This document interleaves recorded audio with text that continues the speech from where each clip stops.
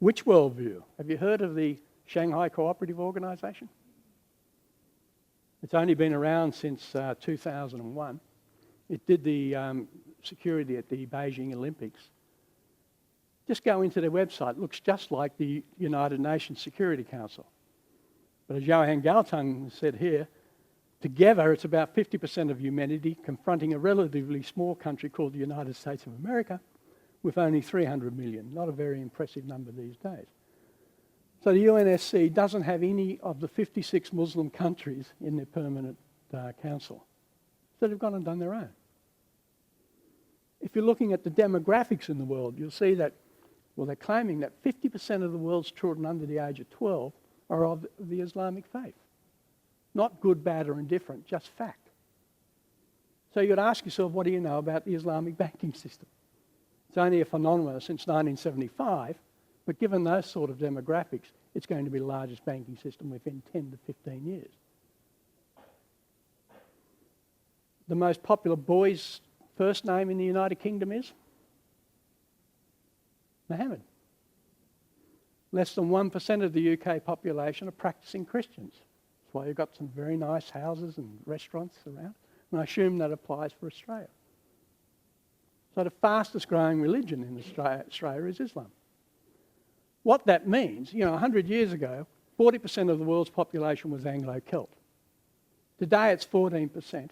And given those same sort of statistics, in 100 years' time it'll be 4%. So white Anglo-Celts like me are on the way out. Darker skinned, darker haired people are on the way in. Less diversity of people. Again, not good, bad or indifferent, just fact. But it probably means that you're looking at, say, your grandchildren are likely to marry people of the Islamic faith and be of an Asian descent. Again, not good, bad or indifferent, just fact. So we don't all see the world the same. This is Gerd Hofstadter's work, where he's looking at various countries. So I'll just give you the one here. This for Australia, the PDI stands for the Power Distribution Index. That is, some countries it's okay to have hierarchies, that they like it. So Malaysia, Indonesia, and China have very high hierarchies. In Australia, we don't. Come on, mate. We bring them down. The IDV is individualism. Australia has the second highest individualism score in the world, just 1 point below the United States. China, it's all about the collective. The masculine versus feminine. The LTO is the one I'm interested in, the long-term orientation. See how small it is in Australia and how huge it is in China. They're much more long-term thinking. We're in for the short-term buck. That shallow democracy again. Clever or stupid? There are people suggesting that the internet is not actually making us clever. It could be dumbing us down. So, and I don't think it's going to go away. I think us as educators need to know how we can use that to be more beneficial. How it's going to be more useful. More research, less knowledge. It's very easy to get your citations nowadays without actually doing much reading. So a lot of people I know Damien's got a PhD student coming in this afternoon. He's just wondering how much of that research is being done. Baroness Susan Greenfield talks about, maybe we're moving to having a nobody culture. That we used to be a somebody, an individual, but maybe now it's a nobody scenario where we're just being suppressed of our uniqueness.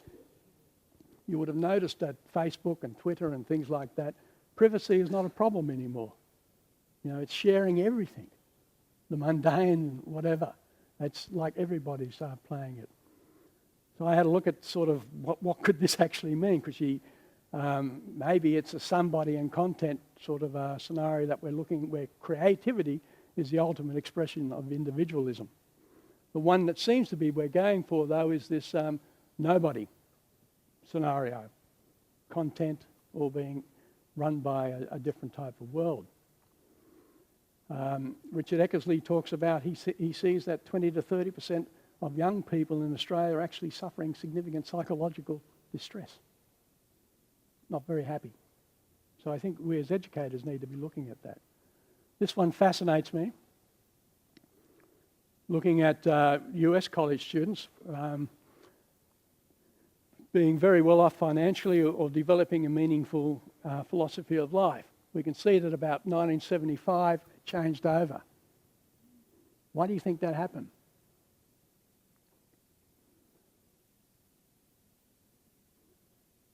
I think it's happened when we introduced human resources. When we stopped having personnel or people, we had resources. We could treat them like any other resource. Come Christmas, our results are down a little bit, put them out. Have a provocative, a budget that comes out which has 4,200 people being sacked. It doesn't take any skill to put people off. Wouldn't it be great if we started to employ or started to reward CEOs and other people and government officials on the amount of people they put into work? How they create those sort of things. So I think it's when we killed loyalty. When it used to be belonging to something was important. And then brand me came in. I became more important than the job. Could have also been the digital age. But it's interesting to see that people want to be both rich and philosophical at the moment.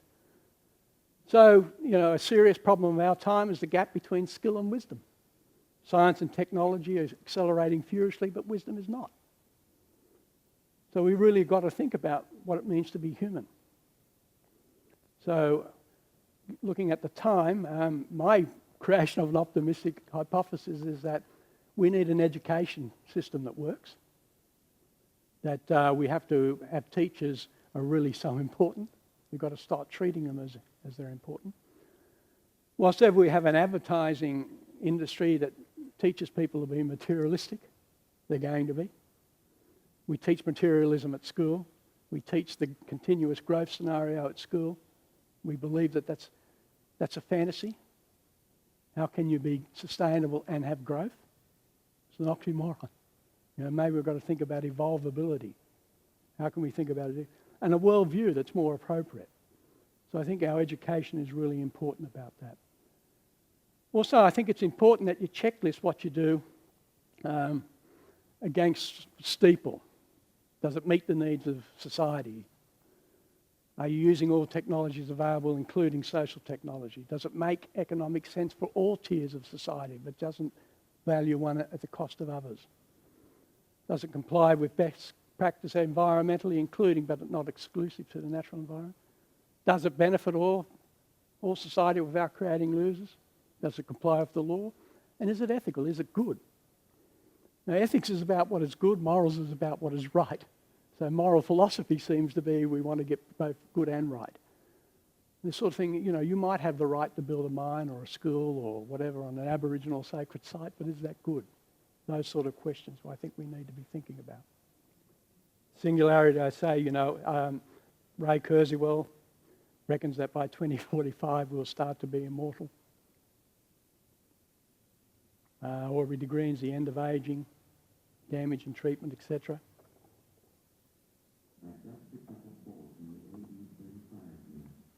Docile in teens, affectionate without being mawkish, 150-year guarantee made in China.